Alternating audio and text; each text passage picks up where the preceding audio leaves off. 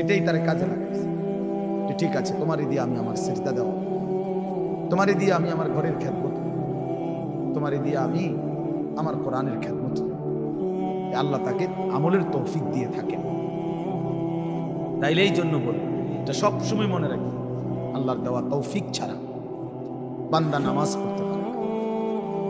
বাত আল্লাহ সবাইকে খাওয়ায়, সেজদা আল্লাহ সবাইকে দিয়ে দেওয়ায়।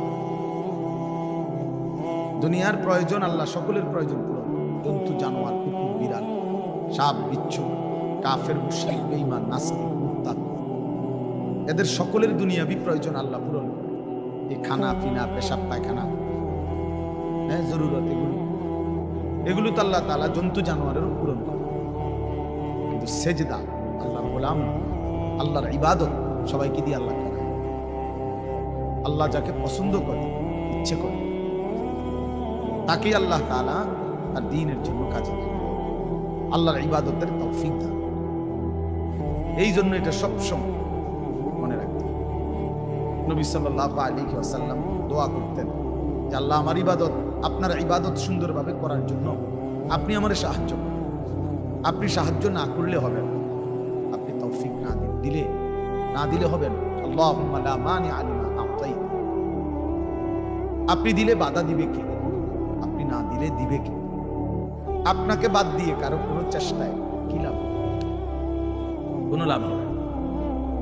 এই জন্য এটা অনেক বড় ইহসান, আল্লাহ তাআলার দয়া। আল্লাহ যাকে পছন্দ করে, ইচ্ছে করে, দয়া করে, আল্লাহর ইচ্ছা হয়, আল্লাহ তাকে কোরআন পড়তে দেয়, দ্বীন মানতে দেয়, আল্লাহকে সিজদা করতে দেয়।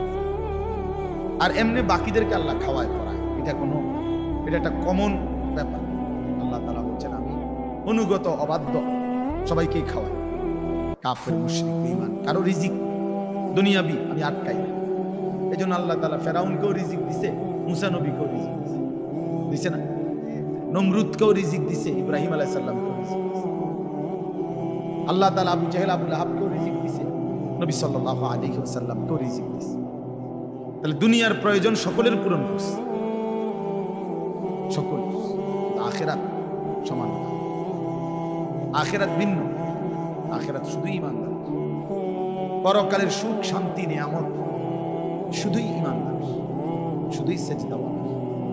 কোরআন শরীফে আছে, আল্লাহ তাআলা বলবে, কুলু ওয়াশরাবু হানিআম বিমা কুনতুম তা'মালুন। আমার বান্দা বিগত জীবন দুনিয়াতে যে আমল করছে, তার বিনিময়ে আজকে জান্নাতে খাও, পান করো, ওগুলোর বিনিময়ে। কুলু ওয়াশরাবু হানিআম বিমা আসলাফতুম ফিল আইয়ামিল খালিদা। আল্লাহ বলেন, জান্নাতীকে বলবে, বান্দা নিশ্চিন্তে আরামসে দুনিয়ার জীবন যে তুমি নেক আমল করেছো, তার বিনিময়ে আজকে আরামসে, নিশ্চিন্তে, নির্বিঘ্নে আমার জান্নাতে খাও এবং পান করো। জাযাআম বিমা কানু ইয়ামালুন। আল্লাহ তাআলা বলেন, জান্নাতের এই নিয়ামত বান্দা তোমাকে দিলাম, কিসের বিনিময়ে? জাযাআম বিমা কানু ইয়ামালুন, ওই যে দুনিয়ায় আমল করেছিলে তার বিনিময়ে। এ তোমার সেজদার বিনিময়, তোমার রুকুর বিনিময়, এটা তোমার জিকিরের বিনিময়, আমার গোলামের বিনিময়, আমার বন্দেগীর বিনিময়। এই জন্য আখিরাত শুধুই মুমিনের জন্য, পরকাল শুধুই ঈমানদারের জন্য। এই জন্য আল্লাহ তাআলার তৌফিক ছাড়া বান্দা আমল করতে পারে না, নামাজ পড়তে পারে না, সেজদা দিতে পারে না। কত ছেলে দেখেন না, চোখের সামনে এক ওয়াক্ত নামাজ পড়ে, জানেও না সে মানুষের বাচ্চা নাকি জানোয়ার, এটাও জানে না, হাইওয়ান কিনা মানুষ। কে পাঠাইলো, কেন পাঠাইলো, কে সৃষ্টি করলো, কেন সৃষ্টি করলো, কি জন্য আসলো, কিছুই জানে। লক্ষ্য উদ্দেশ্যহীন, গন্তব্যহীন এক পাগল, মাতাল, ছাগল, যা মন চাইতে। এটা জিন্দেগি, এ তো লক্ষ্য উদ্দেশ্যহীন জীবন, জন্তু জানোয়ারের জীবন। মুসলমান তো তাকে বলে যার সুনির্দিষ্ট গন্তব্য জানা আছে।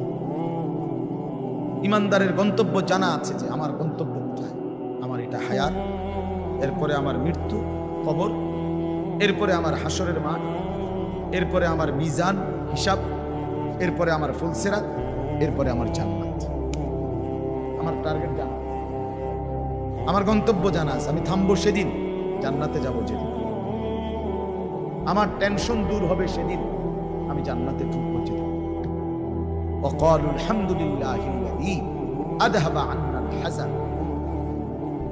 কোরআন কারীমের মধ্যে আছে, আল্লাহ তাআলা বলেন জান্নাতি বান্দা জান্নাতে ঢুকে বলবে, আল্লাহ আপনার প্রশংসা করছি, আজকেই আমার চিন্তা পেরেশানি জীবনের তরে শেষ হল, আজ আমি জান্নাতে, এবার আমি নিশ্চিন্ত হলাম, নিশ্চিন্ত, আর কোনদিন এই জান্নাত থেকে বের হতে হবে।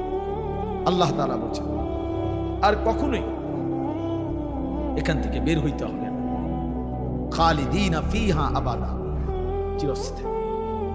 চলেন বাপ, এই জন্য বললাম নিজেদের ছেলে নিজেদের মেয়ে নিজেরাও ইনসাফের সাথে ভাইবেন যে আপনি আখিরাত চিনেন কি, আপনার ছেলে মেয়েগুলো যেই জীবন পরিচালনা করতেছে এতে কি মনে হয়, এতটুকু আন্দাজ করা উচিত যে আমার ছেলে আসলে আখিরাত চিনে কি, আমার ছেলের সামনে কোনো গন্তব্য আছে কিনা, নাকি এই মোবাইল, নারী, ছবি, জিনা, ব্যভিচার, মদ, জুয়া, নাচ, গান, উলঙ্গ দৃশ্য, হালাল হারামের কোনো বাস বিচার নাই, পাক নাফাকের কোনো বাস বিচার নাই, লজ্জা শরম হায়া কিচ্ছু নাই, যখন যা যা মন চায় খাইতেছে, হ্যাঁ যা মন চায় তাই করতেছে।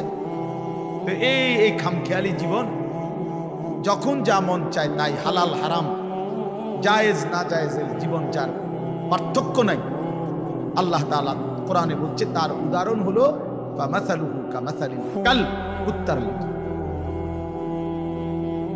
হ্যাঁ, কোরআন শরীফের আয়াত।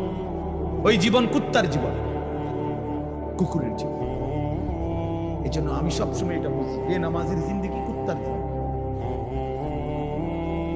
এই ফজরের নামাজ না পড়ে যে জানোয়ার গুলো ঘুমায় থাকে, এগুলা কুকুরের জীবন।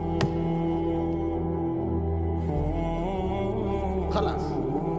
এই সুদখোর গুলো যে জিন্দেগি কাটায় এগুলো কুকুরের জীবন। এই হারামখোর গুলো যে জীবন কাটায় এটা জানোয়ার। কোরআন শরীফের আয়াত। ওয়াত্তাবা হাওয়াহু ফামাসালুহু কামাসালিল কাল। আল্লাহ বলছে মনের ইচ্ছা মতো যে চলে, আল্লাহর হুকুমের পরোয়া করে না, হালাল হারাম এর পার্থক্য যে মানে না, আল্লাহ বলছে তার উদাহরণ কামাসালিল কাল, কুত্তার মতো, কুকুরের। ইন তাহমিল আলাইহি ইয়ালহাস আও তাতরুকহু ইয়ালহাস। আল্লাহ বলছে কুকুরের স্বভাব, দৌড়ানি দিলেও জিহ্বা লম্বা করে হাঁফায়, ছেড়ে দিল দাঁড়ায়া দাঁড়ায়া জিহ্বা লম্বা করে হাঁফায়, জিহ্বা লম্বা করে হাঁফায়, এমন কুকুরের স্বভাব।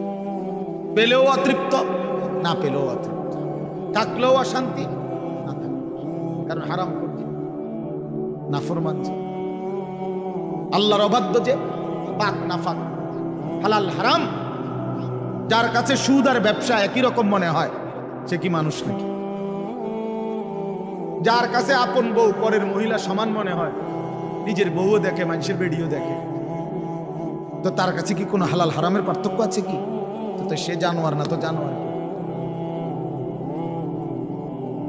সে জানোয়ার না তো জানোয়ারটা কে? তাই বলে ইনসাফের কথা বলে, নাহলে বিচারে কর কি কর। এই জন্য এটা সবসময় মনে রাখবেন, জওয়ান হন আর বুড়া হন, আমি হই আর আপনি হন, হালাল হারামের পার্থক্য যার মধ্যে নাই, কুকুরের মধ্যে কোনো হালাল হারামের পার্থক্য, কুকুরের মধ্যে পাক নাফাকের কিছু নেই, কারণ যেহেতু সে জানে। কিন্তু মানুষ যে ইনসান, তার সৃষ্টিগত সত্তার মধ্যে হালাল হারামের অনুভূতি থাকতে হবে। মুসলমান তাকেই বলবে যার মধ্যে জায়েজ না জায়েজের পার্থক্য আছে, হালাল হারামের অনুভূতি আছে, পাক নাফাকের অনুভূতি আছে। কোরআন কারীমে আল্লাহ তাআলা এটা বলছেন। এজন্য নবীজি বলছেন আল হালালু বাইয়িন ওয়াল হারামু বাইয়িন। যেটা হালাল এটা স্পষ্ট, যেটা হারাম এটাও স্পষ্ট। নবীজি বলেন আমি অন্ধকারে রেখে যাই নাই উম্মতকে, একটা সেকেন্ডের জন্য আমি আমার উম্মতকে আড়ালে রেখে যাই নাই, সবকিছু আমি স্পষ্ট বলেছি। হালাল গুলোও পরিষ্কার করে দিছি, হারাম যা তাও স্পষ্ট করে দিয়েছি। 24 ঘন্টার যাবতীয় কর্মকাণ্ড আমি আল্লাহ স্পষ্ট। ওই দেখেন ওই অপদার্থ ছেলেটা দিকে এক নজরে মোবাইলের দিকে তাকায়, কারে বলে কি ওয়াজ করে এরকম। এটা ধরে রাখছে মোবাইল, এক নজর এক হালাল। এবার ওয়াজ হয়, কারে বলে কি বলে, আমার এত কিছু দরকার, আমি আর আমার মোবাইল। এই ছেলে পেলে 24 ঘন্টা পৃথিবীতে তার একটাই জিনিস, সেটা হলো একটা। এটাই তার মা, এটাই তার বাবা, এটাই তার আত্মীয়, এটাই তার স্বজন। মোবাইলেই হাসে, মোবাইলেই কাঁদে, মোবাইলেই আবেগ, সব কিছু জীবনের মোবাইল। ওর থেকে আসলো, কে বানাইলো, কে সৃষ্টি করলো, কেন পাঠালো, কে আমারে বানাইলো, আমি আসলাম, কেন রাত হয়, কেন দিন হয়, আমার কোনো দায়িত্ব আছে কিনা আমার আল্লাহর পক্ষ থেকে কিচ্ছু, সামান্যতম বুঝ বুদ্ধি আকল দিমাগ কিচ্ছু। 365 দিন, এক বছরে কোনো দিন নামাজ পড়ে না, তারও কিছু মনে পড়ে না, কেউ তারে মনেও করাইও দেয় না। কই তার বাপ কেডা, তার মা কে, কেউ একটু বলেও না যে কিরে বাপ তুমি যে এক ওয়াক্ত নামাজ পড়ো না, তুমি মুসলমানের বাচ্চা হইলা কি, তুমি মানুষের বাচ্চা হইলা কি। তার মা একটা বার বলে, মা এ কেমন, সন্তান এই কেমন। আমার খুব আফসোস লাগে, খুব আফসোস। মাঝে মাঝে মনটা চায় যে কি আসলে কি মুসলমান এত পাষাণ হইল কেন, বাপে কেমন, সন্তানই কেমন, মাই কেমন, মেয়েটাই কেমন। কেউ পর্দা করে, মাও বেপর্দা, মেয়েও বেপর্দা। বাপ ফুজি ছেলে মেয়ে সবাই মিলে টেলিভিশন চায়, একসাথে নাচ গান, নর্তকের ছবি, নাটক, সিনেমা। কত নিকৃষ্ট মুসলমান, কত বেশরম, বেহায়া, নির্লজ্জ হইলে এত বড় বেশরম। আত্মমর্যাদা, আত্মসম্মান, লজ্জা যদি এক বিন্দু থাকতো, তাইলে তো বাবা জিজ্ঞেস করতো যে কিরে বাপ তুই মুসলমানের ঘরে জন্ম নিয়া এক ওয়াক্ত নামাজ পড়ে না, তুই কেমনে রে আমি মুসলমানের সন্তান হইলি, তুই মুসলমানের ঘরে সন্তান হইলি কেমন। আরে এইটা তো আগে বোঝাপড়া করার বিষয় ছিল। তোর বিদেশ, তোর চাকরি, তোর দাখিল, তোর এসএসসি বেড়া এডি বাদ দে বেড়া, তো বেড়া এডি পরের কথা বেড়া, আগে তুই মুসলমানের বাচ্চা কিনা আগে এটা বল বেড়া। তোর নামাজের বোঝাপড়া করা আগে বেড়া। কিসের তোর বিদেশ, আবার কিসের তোর দেশ, তোর চাকরি দিয়ে আমি করব কি, তোর ব্যবসা দিয়ে আমি করবো কি, তোর উপার্জন খাইয়া আমি করবো কি বেটা, তুই তো হারাম করবি, তো নাফরমান। এতটুকু যদি বিবেক বাবার না থাকে, সেটা কেমন, এ কেমন অভিভাবক, এ কেমন মুসলমান মা বাবা যাদের হৃদয়ে এই কথা আসলো না। এটা তো উচিত ছিল আগে এই বুঝাপড়া করা, আগে ছেলের সাথেই বুঝাপড়া করেন। তুই মুসলমানের বাচ্চা কিনা আগে এটা বল। মুসলমানের বাচ্চা 16 বছরে এক ওয়াক্ত নামাজ ছাড়া থাকে, কথা বলেন, ইনসাফ কি বলে, ইনসাফের কথা বলেন, বিচারের কথা। ছেলেগুলোকে আপনারা এভাবে ছেড়ে দিলেন, আর তোমরা ছেলেরাও বাবা এভাবে নষ্ট হয়ে গেল অনাদরে, অবহেলায়। এমন সুন্দর জীবন, এমন সুন্দর যৌবন, শরীর স্বাস্থ্য সব শেষ করে দিলাম। একবারও মনে পড়লো না তোমারও তো শেষ আছে। রাত যেমন ভোর হয়, দিন যেমন রাত হয়, তোমারও হায়াতও একদিন শেষ হয়। প্রতি ঘন্টা, মিনিট, সেকেন্ড যায় মানে তোমার হায়াত, আমার হায়াত। আল্লাহ আমাদেরকে বুঝতাম। এজন্য বাপ আমরা ভাবা উচিত, আমাদের এটা ফিকির করা উচিত। এ ছোটরাও বড়রাও মাঝ বয়সী, এত লাগাম ছাড়া মানুষ হয় না। মুসলমানের জীবন এত বড়, জন্তু জানোয়ারের মতো হওয়ার কথা না।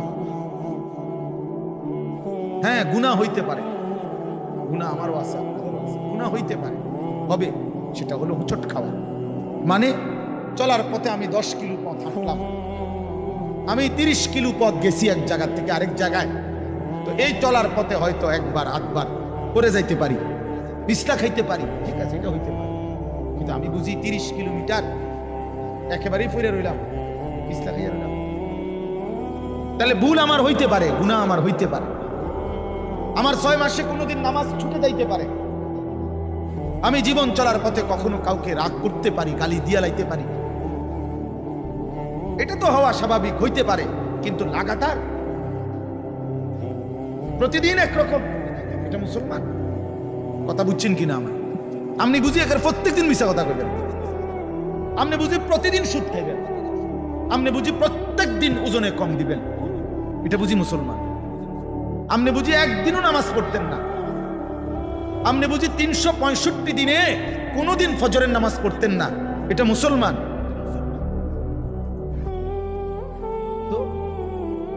তো এটা তো হুচট খাওয়া না, এটা তো গাদ্দার, এটা তো ইচ্ছা করে ঠান্ডা মাথায় ধীরে সুস্থে ভেবে চিনতে আল্লাহর সাথে গাদ্দারি করতেছে, আল্লাহরে বুড়া আঙ্গুল দেখাইতেছে যে দেখো কইলা কেন সেজদা দিতাম না, চাই কিতা করতাম।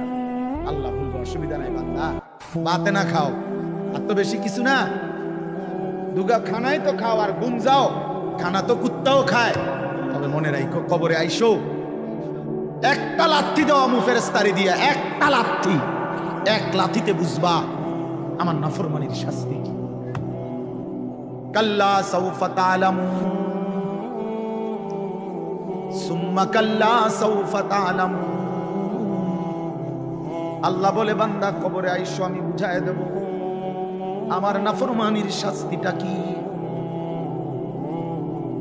ফেরেশতা 2 কান বরাবর, আল্লাহর নবী বলছেন নাফরমানের কবরে ফেরেশতা ফায়াদরিবু দারবাতান বাইনা উযুনাইহি, 2টা কান বরাবর ঘাড়ের মধ্যে প্রত্যেকটা আঘাত করবে লোহার হাতুড়ি দিয়ে। ফায়াসিহু সাইহাতান, নাফরমান কবরে এত জোরে চিৎকার করবে, ইয়াসমাউহা মান ইয়ালিহি ইল্লা সাকালাইন। আল্লাহর নবী বলেন দুনিয়াবাসী মানুষ এবং জিন ব্যতীত আল্লাহর সব সৃষ্টি ওই বেঈমানের কবরের চিৎকার শুনতে পাবে, এমন জোরে চিৎকার দিবে, একটা একটা আঘাত। এভাবেই চলবে কিয়ামত পর্যন্ত, এভাবেই চলবে কিয়ামত পর্যন্ত।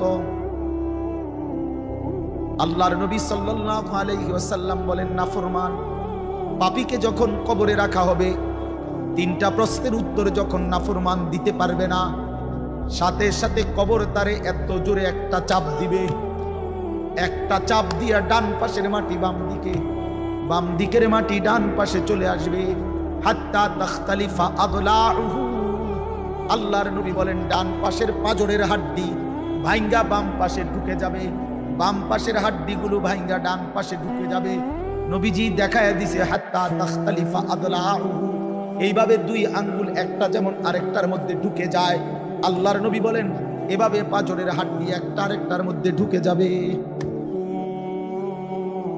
কি বাপ মনে করছো তোমারে এমনে এমনে ছেড়ে দিব? কি মনে করছো যার ভাত খাইলা তার বুঝি হিসাব দিতে হবে না? কি মনে করছো মুফত এটা?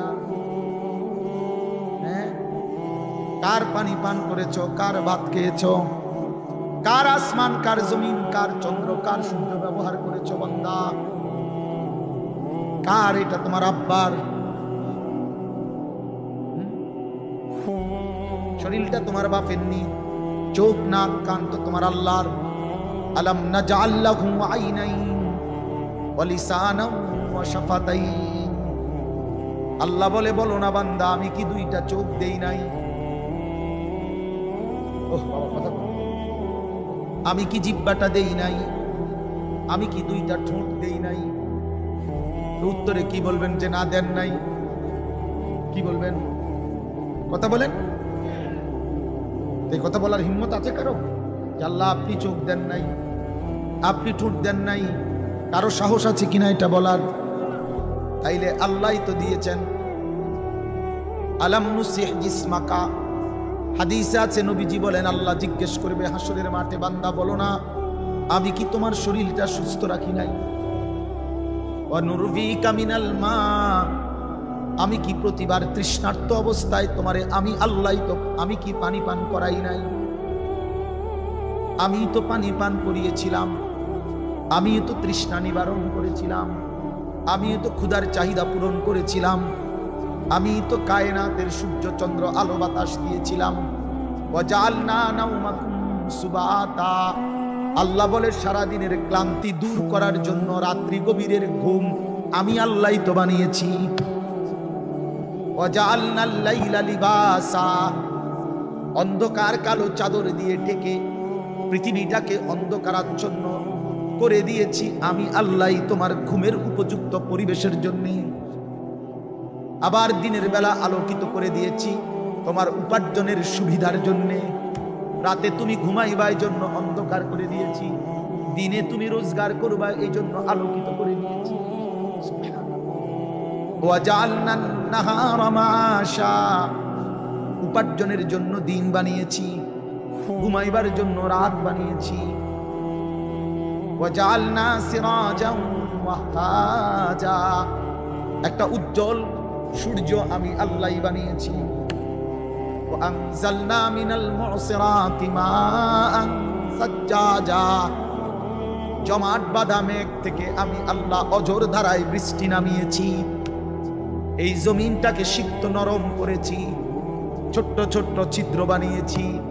তোমার অনাদরে ফেলে দেওয়া দানা আমি আল্লাহ কুদরতি স্বয়ংক্রিয় মেশিন দিয়ে আমি আল্লাহ জমিনের নিচে আমি নিয়ে এসেছি।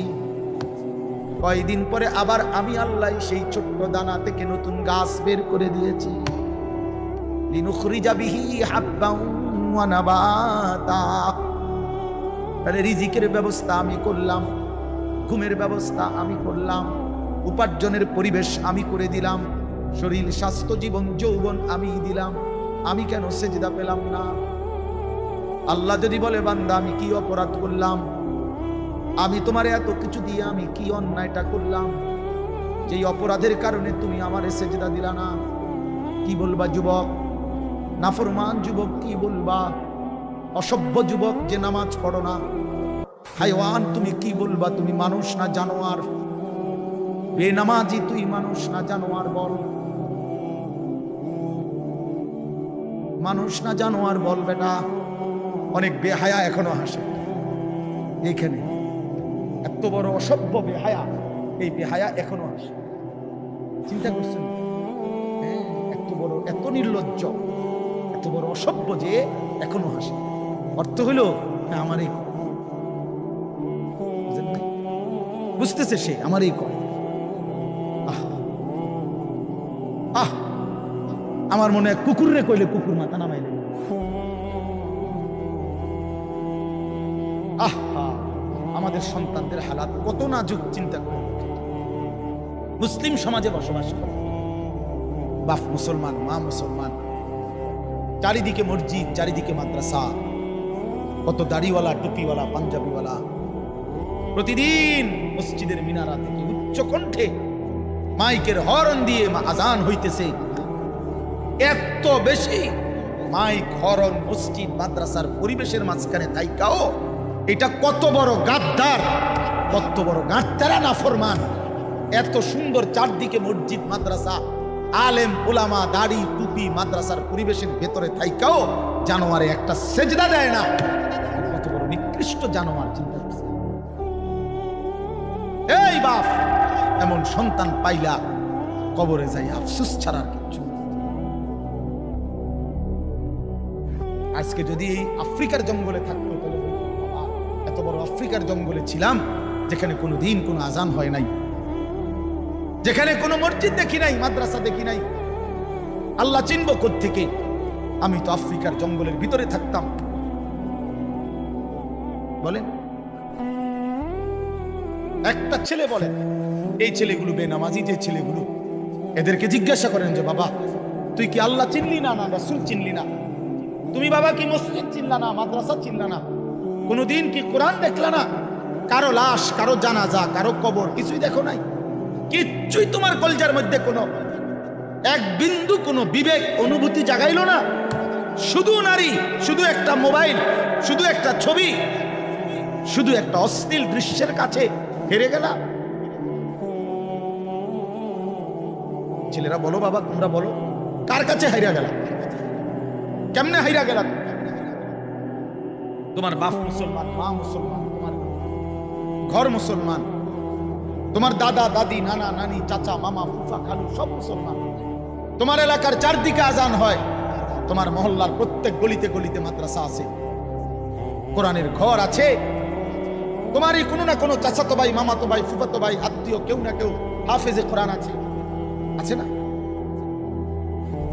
তালেবে ইলম আছে, মাদ্রাসায় পড়ুয়া আছে। এত কিছু দেখার পরেও যার কলিজায় এক ওয়াক্ত নামাজ পড়তে মন চায় না, তার দিল পাথরের চাইতে শক্ত, তার দিল জন্তু জানোয়ারের দিলের চাইতে নিকৃষ্ট। কারণ এ বড় শক্ত হারামি মনে রাখে, সে কিছুই মনে করে না আল্লাহকে, কিছুই মনে। এত মসজিদ মাদ্রাসা, এত নামাজ রোজার এত চিহ্ন দেখাও দেখো যে আমি কিছুই বিশ্বাস করি না। আমি বিশ্বাস করি আমার জীবন হলো মোবাইল, আমার জীবন হলো নারী, আমার জীবনের অর্থ হলো ছবি, আমার জিন্দিগির মাকসাদ হলো উলঙ্গ ছবি দেখা, নর্তকী দেখা, জিনা ব্যভিচারের দৃশ্য দেখা, মদের আড্ডা, জুয়ার আড্ডা, নারীর আড্ডা, কোন অশ্লীল মেয়ের পিছনে জীবনটা শেষ করে দেওয়া, খালাস। আমি বুঝছি এটাই জীবন। কিসের মসজিদ, কিসের মাদ্রাসা, কিসের আল্লাহ, কিসের রাসূল, আমি এগুলা বুঝি না। এতটা উল্টে গেল কেন? এত বড় লানত হলো কেন বলেন বাবা? অতএব আপনাদের কাছে অনুরোধ করব, আপনারা আপনাদের বিবেককে নিয়ে ভাবেন। তোমরা ছেলেরাও বাবা রাগ হয়েও না, বুঝতে শিখো বাবা। কে ফিরাবে তোমাদেরকে? কে ফিরাবে? কে ফিরাবে? কে ফিরাবে বাপ? তোমরা কি কোনদিন মরবা না? আজ যদি মৃত্যু হয়, এই বেনামাজি জিন্দিগি নিয়ে কেমনে কবরে ঠিক? এই নাফরমানের জিন্দিগি নিয়ে কেমনে ঠিক? এই জন্য আমরা প্রত্যেকেই প্রস্তুতি নেই। যদি ভাবতে শিখি, বুঝি, সামান্য অনুভূতি জাগে, তাহলে এই অনুভূতিটাকে কাজে লাগাবার একটা বড় সুযোগ, পিছনের গুনাহ মাফ করে নতুন করে নিজেকে আল্লাহর ইবাদত, ঈমান, আমলের দ্বারা সজ্জিত করার একটা শ্রেষ্ঠতম সিজন, মৌসুম আসতেছে, সেটা হলো মাহে রমজান। বড় বেশি সুযোগ আসতেছে। আল্লাহ যদি দয়া করে হায়াত দেয়, তো পিছনের সব গুনাহ মাফ করিয়ে নতুন সাজে নিজেকে সজ্জিত করার, আখিরাতের রঙে রঙিন করার, জান্নাতের রঙে নিজেকে গড়ে তোলার এক শ্রেষ্ঠতম মাস মাহে রমজান। রমজান মানে অন্য কিছু, রমজান মানে ভিন্ন কিছু। রমজান মাসে মানে নিজেকে বদলানোর মাস, রমজান মানে নিজেকে পরিবর্তনের মাস, রমজান মানে নিজেকে আখিরাতের রঙে রঙিন করার মাস, রমজান মানে আল্লাহ তাআলার মহব্বতে, রাসূলুল্লাহ সাল্লাল্লাহু আলাইহি ওয়াসাল্লামের মহব্বতে ডুবে যাওয়ার মাস।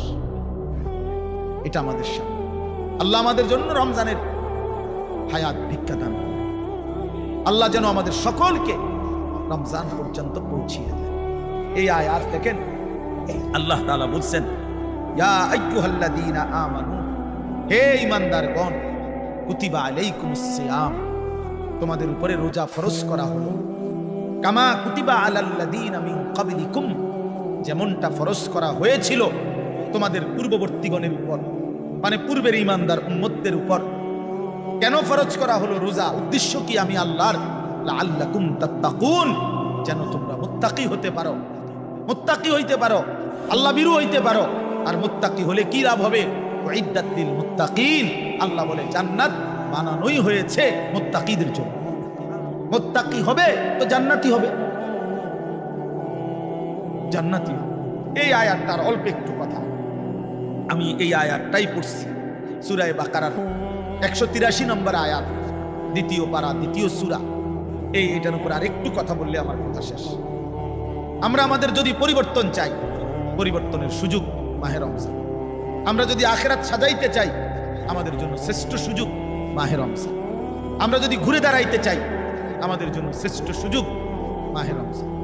মাহে রমজান, আল্লাহ নাফরমানির এই জিন্দেগি আমি ছেড়ে দেব, আপনার রঙে রঙিন হব, তাইলে শ্রেষ্ঠতম সুযোগ মাহে রমজান। মাহে রমজানের মধ্যে অসম্ভব শক্তি আছে, মাহে রমজানের মধ্যে অসম্ভব পাওয়ার আছে।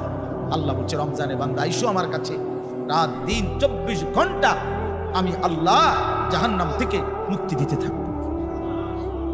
ওয়াতাখাউ মিনান নার, জাহান্নাম থেকে মুক্তি দেব, সারা রাত মুক্তি দেব, সারা দিন মুক্তি দেব।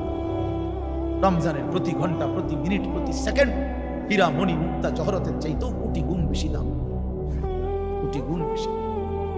আল্লাহ তাআলা সেই মহিমান্বিত রমজান আমাদের সামনে আনতেছে। আর মাত্র 18-19 দিনও বাকি নাই।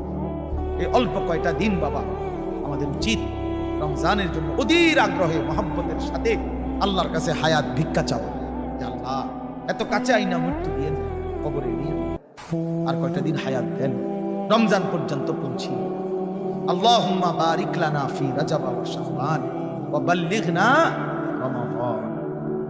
আল্লাহ তাআলা বলেন ইয়া আইয়ুহাল্লাযীনা আমানু। দেখেন এই একটি আয়াতে আল্লাহ 4টা কথা বলছে। একটা হলো হে ঈমানদারগণ, 2 নাম্বার হলো তোমাদের উপরে রোজা ফরজ করা হলো, 3 নাম্বার হলো যেমনটা ফরজ করা হয়েছিল পূর্ববর্তীদের উপরে, 4 নাম্বার হলো যেন তোমরা মুত্তাকি হতে পারো। কয়টা কথা হলো? এই 4টা কথার আমি 4টা আলগা সংক্ষিপ্ত একটু ব্যাখ্যা বলি। 1 নাম্বার হলো হে ঈমানদারগণ, এটা আল্লাহ আমাদেরকে ডাক দিয়েছে। তাফসীরের মধ্যে আছে আদম আলাইহিস সালাম থেকে নিয়ে আমাদের নবী পর্যন্ত ইতিপূর্বে আমাদের নবীর আগে যত নবী পৃথিবীতে আল্লাহ পাঠাইছেন, ওই নবীদের উপরে যারা ঈমান আনছিল ওই নবীদের আমলে তাদের কাউকে কোনোদিন আল্লাহ তাআলা এই শব্দ দিয়ে হে ঈমানদারগণ ইয়া আইয়ুহাল্লাযীনা আমানু বলে ডাক দেন নাই। আগে সর্বপ্রথম আমাদের নবী, আখিরি নবী, আল্লাহর বন্ধু, আমাদের নবীর ভালোবাসায় আল্লাহ তাআলা বলছে বন্ধু বিগত কোন নবীর ঈমানদার উম্মতকে আমি যেই শব্দে ডাকি নাই, এই প্রথম আপনার ভালোবাসায় আপনার ঈমানদার উম্মতকে আমি ইয়া আইয়ুহাল্লাযীনা আমানু এই নতুন শব্দে ডাক দিলাম। হে ঈমানদারগণ, হে ঈমানদার তোমরা আমার। তাফসীর ইবনে কাসিরের মধ্যে আছে যে ঈমানদার সে আল্লাহর বন্ধু, যে মুমিন সে কার বন্ধু? আল্লাহর বন্ধু। আল্লাহর বন্ধু, মুমিনের বন্ধু আল্লাহ, আল্লাহর বন্ধু মুমিন, আল্লাহর বন্ধু মুমিন। এই জন্য তাফসীরে লিখছে হে ঈমানদারগণ, এই কথার আরেকটা তরজমা এটা হে আমার বন্ধুগণ। আল্লাহ যেন ডাক দিয়া বলছে হে আমার বন্ধুগণ, তোমরা আমার বন্ধু, তোমরা আমার। আমি বানাইছি বহু জনেরে, তোমরা বানাইছি আমার জন্য, আমার জন্য। তোমরা আমার, তোমরা আমার মেনে নিয়েছ, তোমরা আমার কালেমা পড়েছ, তোমরা আমার রাসূলকে মেনে নিয়েছ, অতএব তোমরা আমার।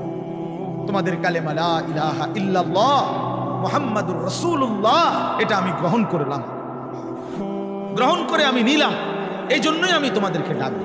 তুমি বলছো আমি এনে ভর্তি হব, ওই যে আমারে মোহাম্মদ বলছে তার ছোট ভাই হাফেজ মুশাররফ ভাই আমার আজকে বললো যে হুজুর ভর্তি করামু আপনার মাদ্রাসায়, তো কি কোন সময় আমু ফরম নিয়ম কানুন ঠিক? আমি এত কথা তোমার দরকার কি, হাতে ভর্তি হইব সারছি। তার মানে আমি বলতে চাইছি তারে কি বুঝাইলাম, তোমার এত নিয়ম কানুনের দরকার কি, আমি তারে নিলাম, খালাস আমি ভর্তি নিলাম। তাইলে অর্থ হইল আল্লাহ তাআলা বলছেন বান্দা তোমার কালেমা আমি নিলাম, তোমার ঈমান আমি নিলাম, এজন্য আমি তোমার মুমিন বলে ডাক দিলাম। আল্লাহ কাউকে নিজের করে ডাক দেওয়া, খোদার কসম এটা তার জীবনের সবচেয়ে বড় পাওয়া। যদি দিল থাকতো তাইলে আমরা বুঝতাম। এক এমপি সাহেব যদি কারো নাম নেয়, এক মন্ত্রী সাহেব কারো নাম নেয়, আর তারে যদি কেউ আইয়া কয় আজকে তো মন্ত্রী সাহেবের কাছে গেছিলাম আর উনি তোমার নাম নিছে, তোমার কথা ভালো কইছে, বাবা এতে বেটা তো মানে ঠ্যাঙালগি দিয়ে আটকে লাগবে। হ্যাঁ ভাই তাইয়া ঘরে বেড়ে কথাবার্তা সাবধান কও, আগের মতো নাই, যেরকম মনে করছে এরকম না। কি কিছে মন্ত্রী সাহেব আজকে আমার নাম নিছে, মানে সে এটাকে খুব গৌরবের মনে করে, ঠিকই না বলেন? সবার কাছে ঘুরে ঘুরে বলার চেষ্টা করবে আমি কিন্তু মন্ত্রীর পরিচিত। হাদিসের মধ্যে আছে এক সাহাবী উবাই ইবনে কাব রাদিয়াল্লাহু তাআলা আনহু, সাহাবীদের মধ্যে নবীজির সবচেয়ে সুন্দর কোরআন শরীফ পড়তেন যিনি, ওনার নাম হলো উবাই ইবনে কাব। এই উনি নবীজি একদিন উনাকে বলছেন, এই সাহাবীকে, যে উবাই এদিকে আসো, তুমি আমারে কোরআন শরীফ পড়ে শোনাও। বুঝছেন? তখন ওই সাহাবী একটু লজ্জিত হয়ে বলতেছি, ইয়া রাসূলুল্লাহ, আমি আপনার সামনে কোরআন পড়বো? অথচ কোরআন তো আমরা আপনার থেকেই শুনি, কোরআন আপনার উপরেই নাজিল হয়, আমি কোন সাহসে আপনার সামনে কোরআন পড়ি? তো নবীজি বললেন, শুনো, মহান আল্লাহ পাক রব্বুল আলামিন জিব্রাইল পাঠাইয়া তোমার নাম নিয়ে বলছে তোমার কাছ থেকে আমি কোরআন শুনতে। এই আমরা স্পষ্ট হাদিসে পড়ছি, বিশ্বাস করেন। এই সাহাবী এটা শুই না 3 বার জিজ্ঞাসা করছে নবীজিরে, আওয়াসাম্মানি আল্লাহ, ইয়া রাসূলুল্লাহ বললেন কি আমার আল্লাহ আমার নাম নিছে? আমার নাম? আর কোন কি আপনি? নবীজি বলল, হ, তোমার নামে তো নিছি। উনি আবার জিজ্ঞাসা করছে, ইয়া রাসূলুল্লাহ সত্যি বলছেন আমার নাম নিয়েছেন আল্লাহ? বলছে, হ, তোমার নাম। আবার জিজ্ঞাসা করছে, হাদিসের স্পষ্ট শব্দ আছে, ফাবাকা। 3 বারের পরে এই সাহাবী খুশিতে আনন্দে চিৎকার করে কাঁদতে শুরু করছে আর বলতেছি, ইয়া রাসূলুল্লাহ, এক গোলামের কি পরিমাণ সৌভাগ্য, তার মুরিদ তার নাম নিয়েছে। তা আমরা আমাদের কালেমার কি পরিমাণ সৌভাগ্য। আমরা একবার বলেছি কালেমা, আল্লাহ আমাদেরকে ডাক দিছে, ইয়া আইয়ুহাল্লাযীনা আমানু, হে আমার কালেমা ওয়ালারা, নামার আমি তোমাদের ঈমান নিলাম, আমি তোমাদেরকে ডাক দিলাম। এক মুমিনের কি পরিমাণ খুশি হওয়া উচিত। আপনি শুনেন, 29 নম্বর পারায় একটা সূরা আছে, সূরা মুরসালাত। এই এর আগে একটা সূরা আছে, সূরা দাহার, কুরআনুল কারীমের 76 নম্বর সূরা, 2 পৃষ্ঠাওয়ালা ছোট সূরা। এই সূরাটার মধ্যে জান্নাতের বর্ণনা সবচেয়ে সুন্দর, মানে জান্নাতের বর্ণনা হৃদয় কারা এই সূরাতে আছে। এই সূরাটা যেদিন নবীজির উপরে নাযিল হয়েছে, সেদিন নবীজির সামনে একজন কালো রঙের সাহাবী বসা ছিল। ওয়াইন্দাহু রাজুলুন আসওয়াদ, কালো একজন রঙের সাহাবী বসা ছিল, উনি বসা ছিলেন। এই সময় এই সূরাটা নাযিল হয়েছে, নবীজি উনা করে শুনাইছে সূরাটা। তো এই সূরার মধ্যে জান্নাতের এমন হৃদয়গ্রাহী বর্ণনা। এই সাহাবীটা সামনে যিনি বসা, কালো রঙের সহজ সরল সাহাবী, উনি এই সূরা এটা শুইনা জান্নাতের আশায় খুশিতে একটা চিৎকার দিছে। এক চিৎকারে হাদিসে আছে উনি ওইখানেই ইন্তেকাল করছে। তখন আল্লাহর নবী বলেন, ওয়াল্লাহি লাকাদ আখরাজা নাফসা সাহিবিকুমুশ শাওকু ইলাল জান্নাহ। নবী বলেন, আল্লাহর কসম, জান্নাতের প্রবল আকাঙ্ক্ষায় তোমাদের বন্ধু জীবন দিয়ে দিল। নিকাল যায় দম তেরে কদমোं के नीचे यही दिल की हसरत यही दिल की आरज़ू। এটা উর্দু শের আর কি, অর্থ হলো, হে প্রিয়তম, তোমার পায়ের নিচে জীবন দিলাম, জান দিয়ে দিলাম, আর এটাই ছিল আমার সারা জিন্দেগীর তামান্না, দিলের আকাঙ্ক্ষা, যে তোমার জন্য আমি জীবন দেব, আর সেটাই দিয়ে দিলাম। নিকাল যায় দম তেরে কদমোं के नीचे, তোমার কদমের নিচে আমার জান, এই দিল কি হাসরত, এটাই ছিল দিলের আকাঙ্ক্ষা। এজন্য আজকে ছেলেরা কোথায় জীবন শেষ করে দিচ্ছে? এমন সুন্দর জীবন, এমন সুন্দর যৌবন, আহা, শক্তির টাইমটা, জীবনের সক্ষমতার সময়, ছোটবেলা তো ভাইয়া দুর্বল, বৃদ্ধ বয়সটাও দুর্বল। তোমাদের অনেক কিশোর নওজোয়ান একজনের গায়েও চাদর নাই, কিন্তু মুরব্বী সবগুলোর গায়ে চাদর। দেখো চাকায়া, এই চাচারা তোমার সব পরিচিত চাচা। অর্থ হইল এই বৃদ্ধের এই দুর্বলতা তাকে চাদর গায়ে দিতে বাধ্য করেছে। তার শরীরে শীতের অনুভূতিটা বেশি, ঠিক কিনা বলো? কিন্তু তোমরা নওজোয়ান, তোমাদের অধিকাংশ কারো গায়ে চাদর নেই। তোমরা দেখো ভাইয়া, আমার গায়ে কোনো চাদরই নাই। তাইলে বুঝাইতে চাইলাম, এই শক্তির সময় যৌবন। যুবক চাইলে পাহাড় কাইটা সমান করতে পারবে, যুবক চাইলে সাগর নদী মাটি দিয়ে ভরাট করে দিতে পারবে।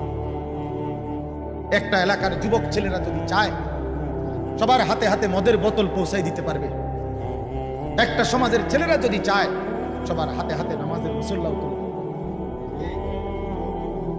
অতএব ছেলেরা, তোমরা যারা যুবক আয়োজন করছো, আমি তোমাদের উৎসাহ দেই, একটু আগাও, এখানে থাইমা যাইও না। একটা মাহফিল করছি, এক ফোটলা বিরিয়ানি খাওয়াই দিছি, খালাস না বন্ধু, আর একটু আগাও, তোমরা আবার বসো। যে কয়জনে মাহফিলের আয়োজন করছো তোমরা আবার বসো, যে আমরা কেমনে আটটু ভালো হইতে পারি, আটটু চরিত্রবান হইতে পারি, আমরা কেমনে নিজেরা নামাজ ধরতে পারি। একটু যদি হিম্মত করো যুবক, ইনশাআল্লাহ ভালো হবে। শনিবার দিন আমি আমার মাদ্রাসায় এই শনিবারে সকাল 10টা থেকে বিকাল 4:30 পর্যন্ত এইবারই প্রথমবার আমি আলাদা 16 বছর থেকে 30 বছরের নিচে যাদের বয়স, এই কিশোর যুবকদের জন্য আলাদা ইসলাহি মজলিসের আয়োজন করছিলাম। আমার শায়েখ আল্লামা মুফতি মুশতাকুর নবী সাহেব বয়ান করছেন, আল্লামা মুফতি আমজাদ হুসাইন সাহেব বয়ান করছেন, হযরত মাওলানা মুফতি ইউসুফ বিন ইকবাল বয়ান করছেন, আমাদের কুমিল্লা ক্যান্টনমেন্টের বড় একজন শিশু বিশেষজ্ঞ ডাক্তার মিজানুর রহমান উনি বয়ান করছেন, আমি নিজে কিছু কথা বলছি। প্রায় 600 ছেলে এন্ট্রিভুক্ত আসছে, উপস্থিত হয়েছে 600। সন্দ্বীপে, চট্টগ্রামে আমরা প্রতি বছর সন্দ্বীপ যাই, সেখানে 4টা-5টা ছেলে ফজরের নামাজের জন্য, তারা বন্ধু কলেজের ছেলে, 4-5 জন ছেলে মাত্র। ওরা একদিন সিদ্ধান্ত নিছিল, ওরা সবসময় ফজরের নামাজ পড়তো, ওরা একদিন সিদ্ধান্ত নিছে যে ফজরের পরে তারা সন্দ্বীপ তো সাগরের পারে, তো সাগরের পারে হাঁটতো তারা। তারা একদিন সিদ্ধান্ত নিছিল আজ থেকে 1 বছর আগে যে আমরা সকালবেলা না হাইটা চলো আমরা বন্ধুদেরকে ফজরের জন্য জাগাই, ফজরের ক্যাম্পেইন করি, ফজরের জন্য গণসংযোগ করি। এই 4-5 জন ছেলে উদ্যোগ নিয়ে শুরু করছে। ঠিক 1 বছরের মেহনতে এই গত নভেম্বর, 24 সালের নভেম্বরে আমি গেছি মাহফিলে, ওইখানে তারা আমার লিস্টেড ফজরের পরে আমি তাদের জন্য আলাদা বয়ান করছি, তাদের আলাদা মাহফিল হয়েছে ফজরের পরে। মানে রাতে আমি যেই প্যান্ডেলে ওয়াজ করছি ওই প্যান্ডেলটা তারা সকালের জন্য আবার ভাড়া নিছে। বুঝেন না এই কথা? আমি ওখানে ছিলাম, আর ওখানে রাত্রে আসা যায় না, ওইটা সন্দ্বীপে স্পিড বোট দিয়ে আইতে যাইতে হয়তো রাইতে আওয়ানের সিস্টেম থাকতে হয়। এই জন্য ফজরের পরে আবার বয়ান করছি 1.5 ঘন্টা। তো ওরা, আমি বললাম এত ভোরে ছেলেরা আইবনি, কয় হুজুর আসবে ইনশাআল্লাহ, আপনি দেখেন। তারা আমারে দেখাইছে কাগজে কলমে লিস্টেড করা প্রায় 4,500 ছেলে এখন ফজরের নামাজ। যুবক চাইলে কি না পারে, যুবক চাইলে ভাঙতে পারে, যুবক চাইলে গড়তে পারে, যুবক চাইলে বুলডোজার দিয়ে সমান করে লাগতে সমান করে। আবার সেই ভাঙার উপরে যুবক চাইলে গড়তেও পারে। আল্লাহ তাআলা নওজোয়ানের শরীরে অসম্ভব হিম্মত দান করছে, অসম্ভব। এই জন্য বাপ, আমি যুবক যারা তাদেরকে উৎসাহিত করলাম। মহান আল্লাহ পাক রব্বুল আলামিন আমাদেরকে বলছেন, আমি তোমাদের ঈমানদার, ঈমান নিলাম, আমি ঈমান দিছি বান্দা।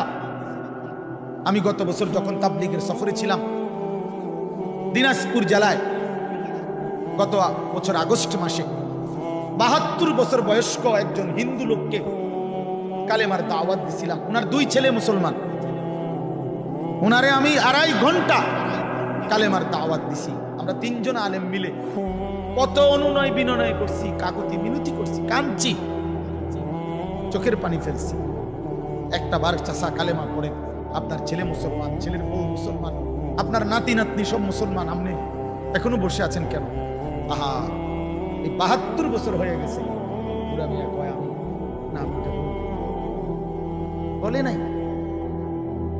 আমি আমার সাথীদের কাছে, আমার 26 জন সাথী নিয়ে চিল্লায় গেছি, 16 জন আলেম, এক চিল্লা সফরে 950 মানুষ আল্লাহর রাস্তায় বেরিয়েছে।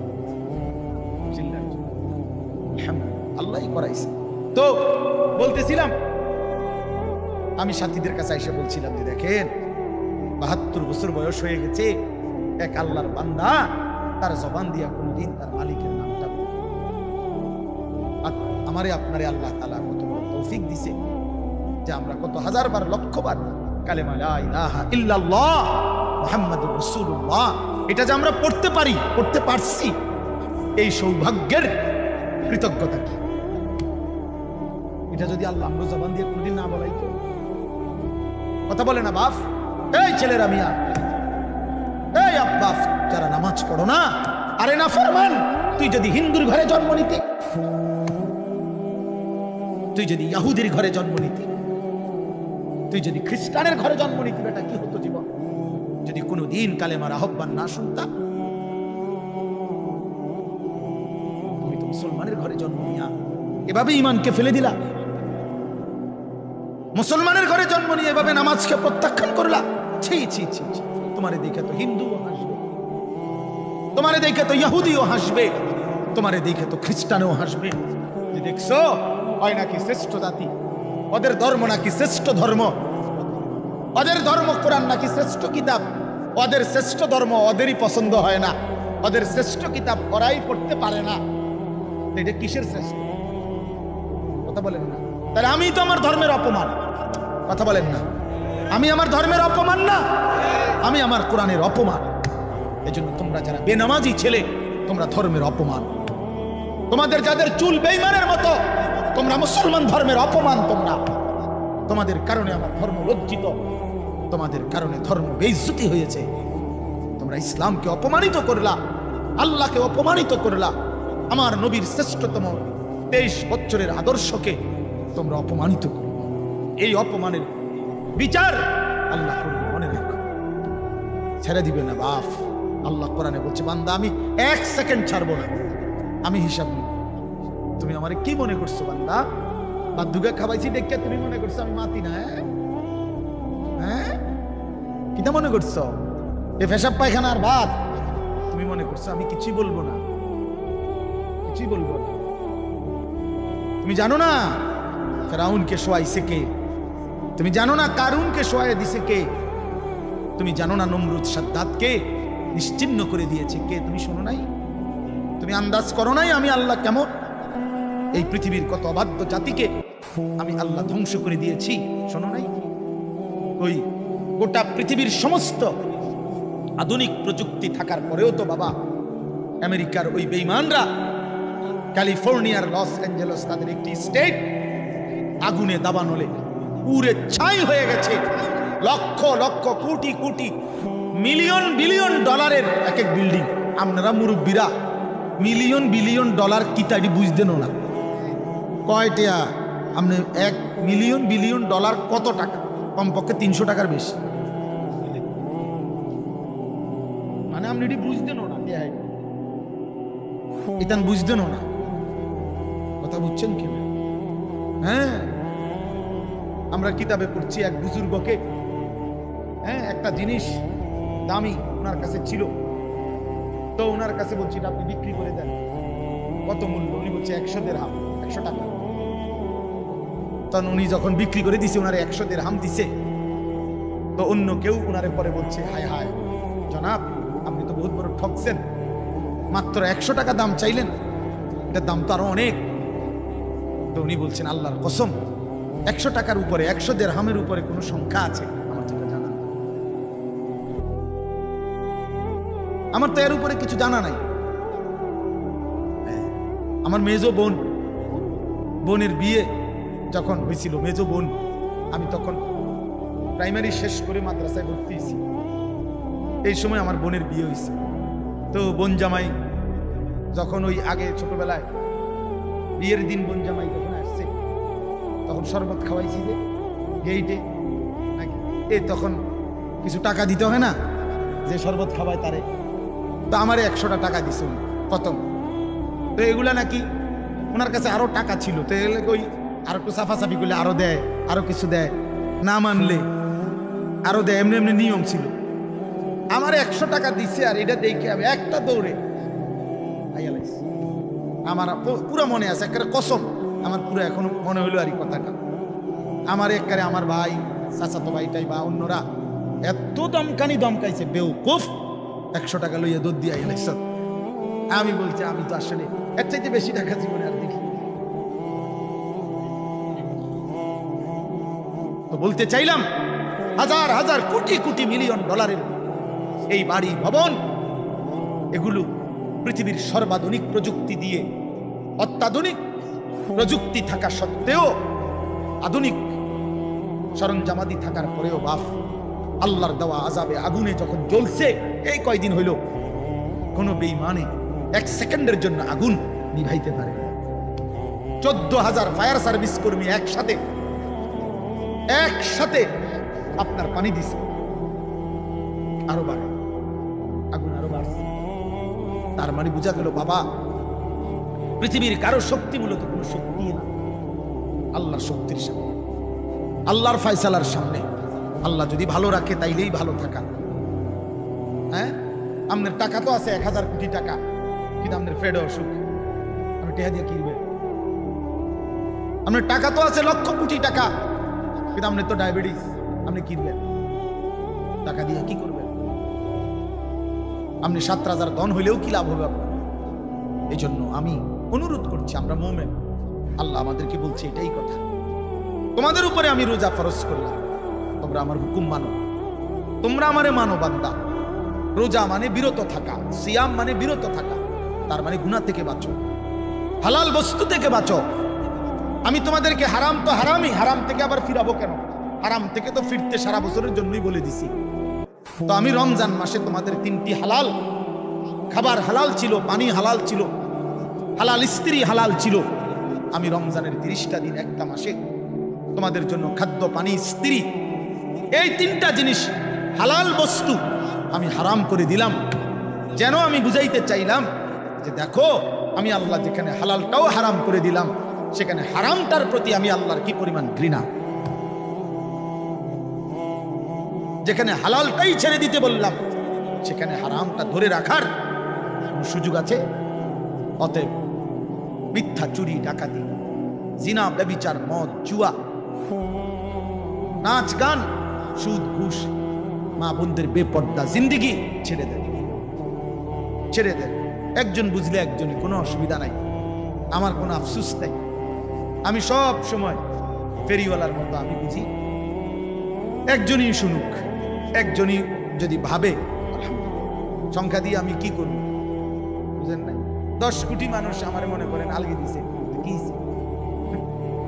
আমার খবর রাজাব মা। বাংলাদেশের একেবারে মনে করেন 50 লাখ লোক আমার চিনে, তো কি আমার খবর রাজাব মা। তো আর কি, পরিচিতি, অপরিচিতি, জনপ্রিয়তা, এগুলো কোনো বিষয়, এগুলো কোনো মুখ্য বিষয় নয়। বিষয় হলো আল্লাহর কাছে গ্রহণ করা, আখিরাতের মুক্তি পাওয়া, জাহান্নাম থেকে মুক্তি পাওয়া। অতএব আজকে এতটুকুই মূল কথা। আমরা প্রত্যেকেই এটা ভাবি, আমরা মুমিন। প্রিয় ভাই বলেন, আমরা এখানে যারা এখন বসছি, রাত 12টা বাজে, আমার কথা শেষ। ইনসাফের সাথে ছেলেরা, বাবা বলো তুমি মুসলমান কি? না না, ছেলেরা আলাদা বলো, বাবা কও তোমরা মুসলমান কি? প্রিয় বাপ বলো তুমি মুসলমান কি? তুমি মুসলমানের সন্তান কিনা? তাই তুমি সিদ্ধান্ত দাও আজকে। বয়স্ক যারা আছেন তারা আপনারা বসা থাকেন, কিন্তু তোমরা যারা 30 বছরের নিচে ছেলে, তোমাদের বয়স, বুঝে শুনে ধোঁকা দিও না, আল্লাহর সাথে ধোঁকা করো না, আল্লাহর সাথে মস্কারি করো না। হাদিসের মধ্যে আছে, এক লোক নবীজির সামনে বাম হাত দিয়ে খাইতেছিল, মুসলিম শরীফের হাদিস। নবীজি তারে বলছে ডান হাতে খাও, তখন সে বলছে আমি ডান হাতে খাইতে পারি না। নবীজি বলছে তাইলে আর পারবা না, কসম আল্লাহর, ওই হাদিস আছে। সাহাবী বলে ওই লোক আর কোনোদিন ডান হাত মুখের কাছে আনতে পারে নাই, কারণ সে তো মূলত মিথ্যা বলছিল, অহংকার করে বলছিল। এই জন্য আমি অনুরোধ করছি, তোমরা যারা 30 বছরের নিচে আছো ছেলে বাবা, তোমরা দিল থেকে বুঝে শুনে তোমরা নিয়ত করে দাঁড়াও, যে এই কথার নিয়তে দাঁড়াও, যার ভাল লাগে আমি ইনশাআল্লাহ চেষ্টা করুন ফজর সহ 5 ওয়াক্ত নামাজ পড়তে। তুমি সিদ্ধান্ত নিয়ে বলো যে আমি চেষ্টা করব, আমি নারী ছবি, অশ্লীল দৃশ্য থেকে, মোবাইলের অশ্লীল ছবি থেকে নিজেকে বাঁচাইবার নিয়ত করলাম, সিদ্ধান্ত করলাম। আল্লাহ তৌফিক দিলেই তো পারবা, ঠিক কিনা বলেন না কেন? অতএব নিয়ত করে হিম্মতের সাথে, যে আসলেই হুজুর আমি দিল থেকে বললাম, এই নিয়ত করে দাঁড়াও, যার ভাল লাগে দাঁড়াও, কোনো বাধাবাধকতা নাই, যার মন চায় দাঁড়াও, আমার কোনো জোরাজুরি নাই। বাকি তুমি দিল থেকে বলো, মন থেকে মনে নিয়ত করো, তোমার দিলে তুমি, কারণ তোমার কবর তোমার, আমার কবর আমার, তোমার ঘরে তুমি ফিরবা, আমার ঘরে আমি ফিরব। সবাই রাজি তো ইনশাআল্লাহ? আল্লাহ তাআলা তৌফিক দান করেন। বসবাস আল্লাহ কবুল করে নেন। মনে করো ঠকবা না, মনে রাখো নামাজ পড়ে কেউ ঠকে না, না পড়ে ঠকে।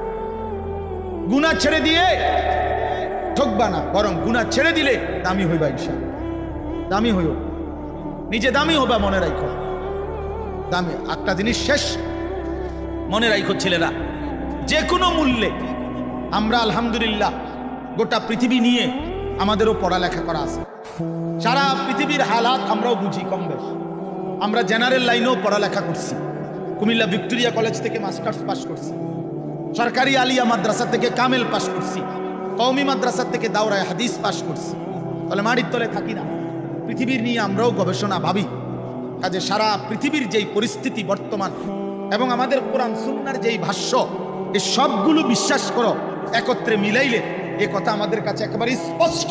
আগামীর পৃথিবী ইসলামের পৃথিবী, আগামীর পৃথিবী কোরআনের পৃথিবী। মনে রাখো বললাম বাবা, তুমি দেখবা, তোমার হায়াতেই দেখবা ইনশাআল্লাহ। এখন যাদের বয়স এই 20, 25, 26, 28, যাদের বয়স 12, 15, তোমরা ইনশাআল্লাহ আগামীর ইসলাম দেখবা, কালেমার বিজয় দেখবা।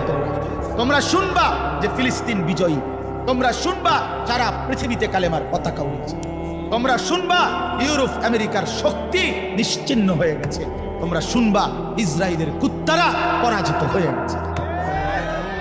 সেদিন বুঝবা ইমানদারি দামি, সেদিন বুঝবা চরিত্রবান ছেলেটাই দামি, সেদিন বুঝবা নামাজি ছেলেটাই দামি। আর যারা চরিত্র নষ্ট করে ফেলেছ, তুমি ফালতু কোনো না কোনো সিফাত কোনাত কইরা থাকি।